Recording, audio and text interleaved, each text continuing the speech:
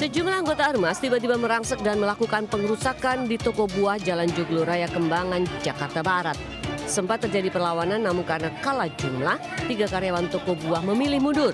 Sementara akibat penyerangan, 1 pedagang menjadi korban penganiayaan anggota Ormas. Penyerangan ini berawal saat 2 anggota Ormas datang dan meminta uang keamanan seikhlasnya. Namun saat diberi uang Rp10.000, kedua anggota Ormas tidak terima dan meminta uang nominal Rp25.000. Sempat terjadi keributan hingga kedua anggota Ormas pergi untuk memanggil rekan-rekannya. Karena kejadian ini korban mengalami luka memar di sekujur tubuh. Usai kejadian ini viral, polisi mengamankan 10 pelaku ke Polsek Kembangan. Dari Jakarta, Rizky Falufi, iNews melaporkan.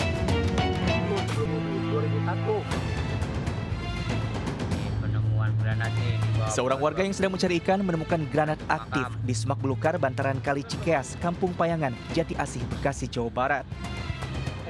Saat ditemukan, granat tersimpan dalam toples. Warga yang tahu benda yang ditemukan adalah granat jenis asap segera melapor ke polisi. Polisi dan tim Gegana segera ke lokasi untuk mengamankan granat aktif dan dibawa ke Makobrimob. Sementara pasca penemuan, polisi segera memasang garis polisi di lokasi. Kasus ini pun tengah dalam penanganan Polsek Jati Asih dan Polres Metro Bekasi Kota. Dari Bekasi, Jawa Barat, Rahman Hidayat, iNews melaporkan.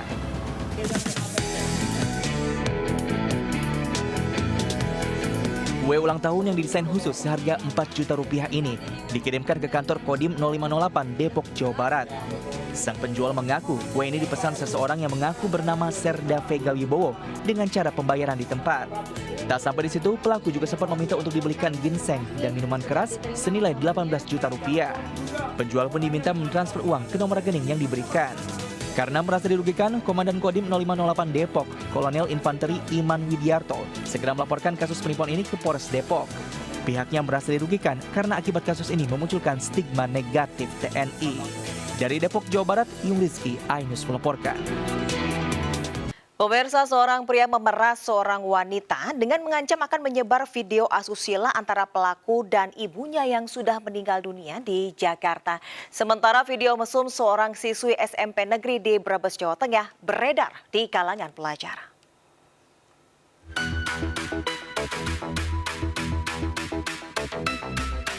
Polisi menggerebek dan menggeledah rumah tinggal seorang pelaku pemerasan AGP di kawasan Jagakarsa, Jakarta Selatan. Selain itu, polisi turut mengamankan AGB dan membawanya ke Polda Metro Jaya untuk pemeriksaan. Kasus berawal dari aduan seorang wanita yang diancam dan diperas pelaku melalui aplikasi pesan. Pelaku meminta untuk dikirimkan uang senilai Rp1 juta. Karena tidak dibalas, pelaku menghubungi korban dan sehari kemudian mulai memberi ancaman. 2 hari kemudian pelaku kembali mengancam akan menyebarkan video porno pelaku dengan ibu korban yang telah meninggal dunia apabila menolak permintaannya. Karena takut korban sempat mengirimkan uang beberapa kali, bahkan sempat diajak berhubungan intim apabila tidak memiliki uang. Selain menangkap pelaku, petugas juga menyita bukti diantaranya 1 unit handphone, bukti transfer, percakapan aplikasi, 1 buah video porno pelaku dan beberapa foto asusila. Dari Jakarta, Helmi Sajangbati, iNews melaporkan.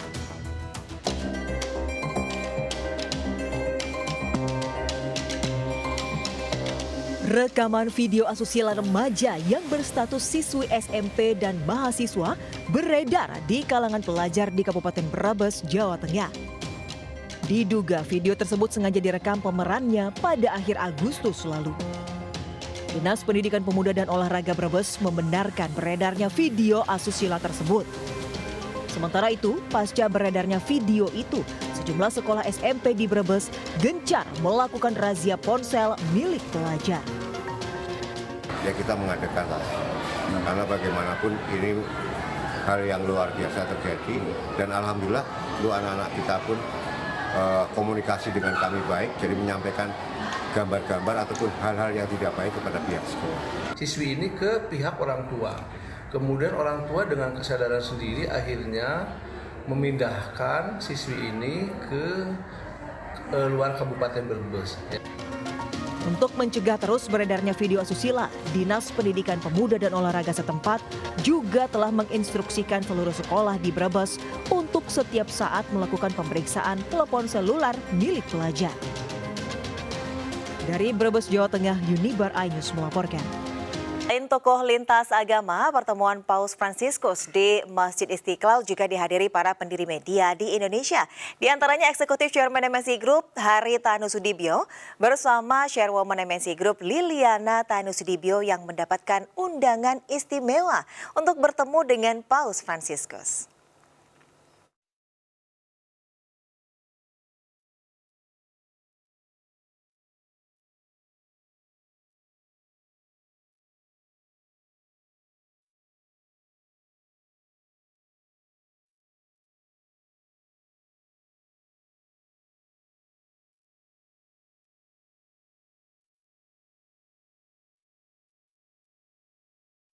Misa Akbar bersama Paus Fransiskus menjadi pengalaman religius yang paling berkesan dalam hidup umat Katolik. Ada ribuan umat Katolik yang berangkat dari Cirebon, Jawa Barat dan Jombang, Jawa Timur untuk mengikuti Misa Akbar di Gelora Bung Karno, Senayan.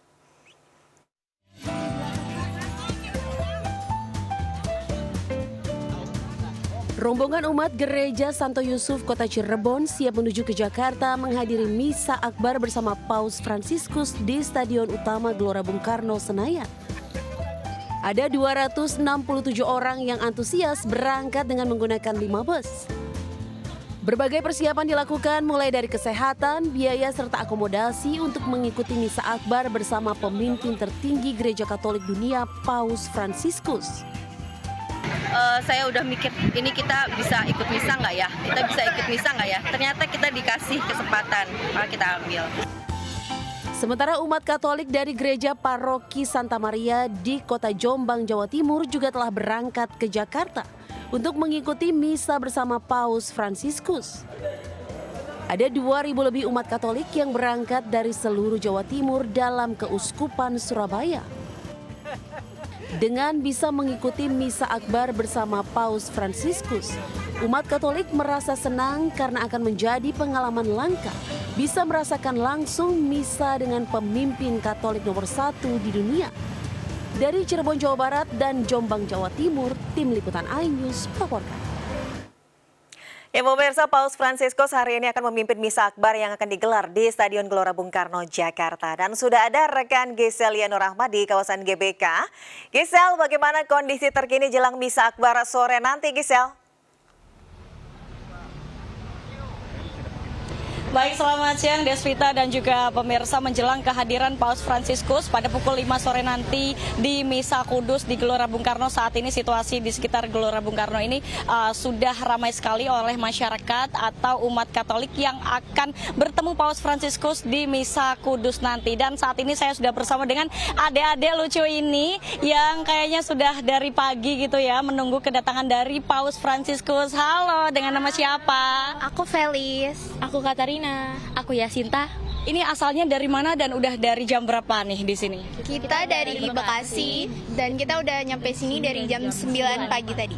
Wah, pagi banget ya, padahal masih jam 5 sore nanti ya. Oke, ini kesiapannya gimana nih menjelang kedatangan Paus dan antusiasmenya kayak gimana sih rasanya nanti? Sebenarnya kita nggak ada persiapan yang khusus banget, cuman kita pastinya harus bawa gelang ini supaya bisa masuk kan. Terus juga tentunya kita sangat antusias banget, excited banget karena Paus juga udah 30 tahun lalu datang terakhir kan, sekarang datang lagi akhirnya. Belum tentu juga kan nanti dia bisa datang lagi. Iya, bisa jadi pengalaman sekali seumur hidup juga.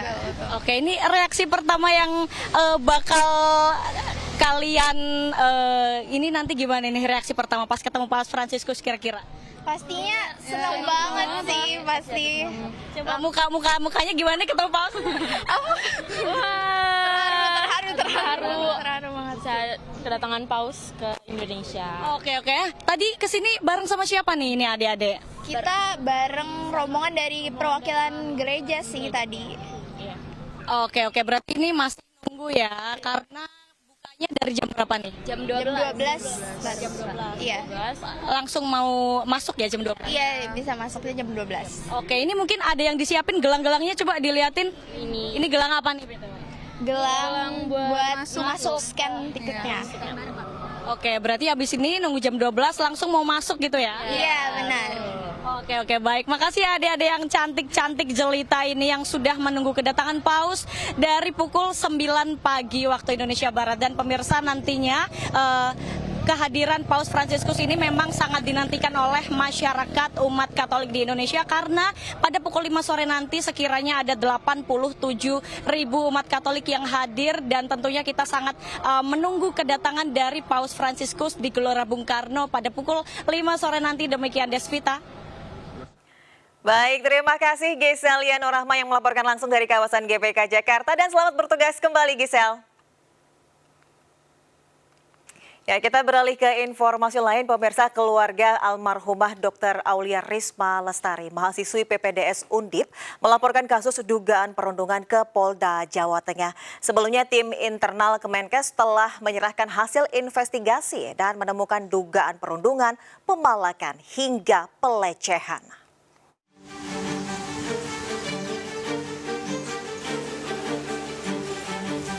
Nus Matun Malina, ibunda mendiang Dr. Aulia Risma Lestari mendatangi sentra pelayanan kepolisian terpadu Polda Jawa Tengah. Bersama kuasa hukumnya, ia mengadukan permasalahan almarhumah semasa menempuh pendidikan spesialis anestesi di Undip Semarang. Pelaporan ini nantinya akan menjadi bahan analisa penyidik untuk mendalami kasus dugaan perundungan yang dialami almarhumah. Beliau mengadukan permasalahan anaknya atau almarhumah kepada pihak kepolisian. Dalam hari ini diterima oleh KSPKT Polda Jawa Tengah dan saat ini kami sedang menerima pengaduan tersebut. Sebelumnya, tim internal Kemenkes telah menyerahkan hasil investigasi ke tim penyidik di Treskrimum Polda Jawa Tengah. Salah satu hasil investigasi, penyebab kematian Dr. Aulia diduga akibat perundungan oleh seniornya. Kemenkes juga menyebut adanya dugaan pemalakan hingga pelecehan seksual. Dari Semarang, Jawa Tengah, Kristadi, iNews melaporkan. Dokter spesialis paru Rumah Sakit Perngadi Medan yang memviralkan kondisi rumah sakit kehabisan obat akhirnya buka suara. Sang dokter menceritakan ketidaktersediaan obat hingga nyawa pasien tidak tertolong. Ada pasien aku exit. Dokter spesialis paru Rumah Sakit Perngadi Medan, Dr. Ramadhani Suroso, menceritakan kronologi kemarahan dirinya terhadap kondisi tempatnya bekerja hingga viral. Awal kejadian bermula dari 2 pasien yang mengalami kondisi serius, di mana satu pasien mengalami TB paru kronis dan satu lagi mengalami kanker paru. Namun saat akan dilakukan tindakan, stok obat di Rumah Sakit Pemkot Medan ternyata tidak tersedia atau kosong. Sang dokter sempat berinisiatif membeli obat dengan uang pribadi, namun setelah diberikan tindakan, nyawa pasien tidak bisa diselamatkan.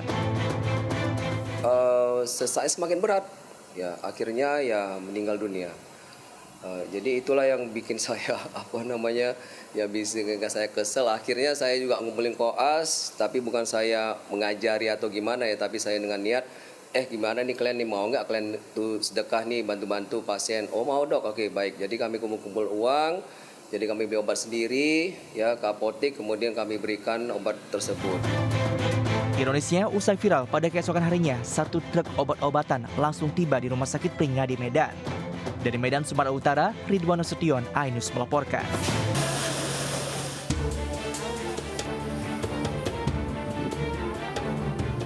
Api melalap beberapa gudang perlengkapan di Jalan Laut Arafuru di kawasan Duren Sawit, Jakarta Timur.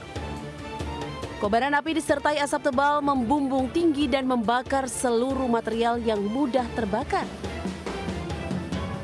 Petugas Sudin Damkar Jakarta Timur yang tiba di lokasi langsung berusaha memadamkan api agar tidak meluas. Kebakaran yang tak jauh dari permukiman padat penduduk ini sempat membuat warga panik. Menurut warga, kebakaran berasal dari korsleting listrik yang mengenai material mudah terbakar di area gudang. Percikan api kemudian membesar hingga akhirnya membakar seluruh area gudang. Sedikitnya 17 unit mobil pemadam kebakaran diterjunkan untuk padamkan api kebakaran di gudang. Dari Jakarta, Rio Manik, iNews melaporkan. Pemirsa, artis JJ Govinda, Gilang Dirga, dan Hengky Kurniawan mantap maju dalam kontestasi Pilkada 2024 di Kabupaten Bandung Barat. Ketiganya akan bersaing ketat memperebutkan kursi Bupati dan Wakil Bupati Bandung Barat.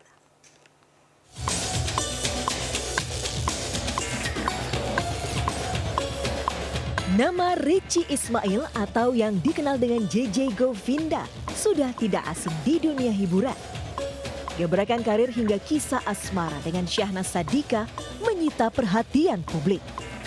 Sebelum dikenal sebagai adik ipar Raffi Ahmad, JJ memulai karir di dunia entertainment tahun 2008 menjadi drummer band Govinda.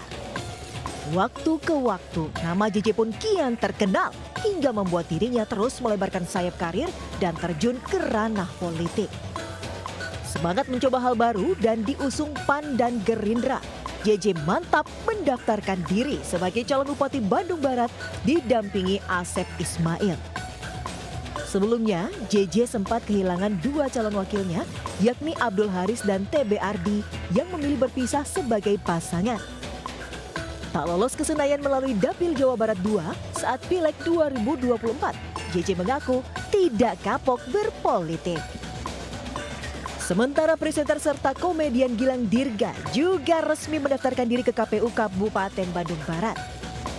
Pemilik nama lengkap Gilang Dirgahari diusung Partai Demokrat dan PKS maju menjadi calon wakil Bupati Bandung Barat mendampingi Dik-Dik Agus Triwiyono. Masuk ke dunia politik, Gilang mengaku ingin membenahi sistem dan regulasi dunia hiburan di tanah air. Di Pilkada Kabupaten Bandung Barat, Gilang Dirga dan JJ Govinda akan berhadapan dengan Hengky Kurniawan. Nama Hengky pertama kali mencuat di Bursa Pilbub 2018-2023. Sebelum menjadi orang nomor 1 di Bandung Barat, Hengky telah berkelana di dunia hiburan. Kini, kader PDIP itu mengaku tidak gentar bersaing artis ibu kota yang mengikuti jejaknya maju sebagai kepala daerah di Bandung Barat.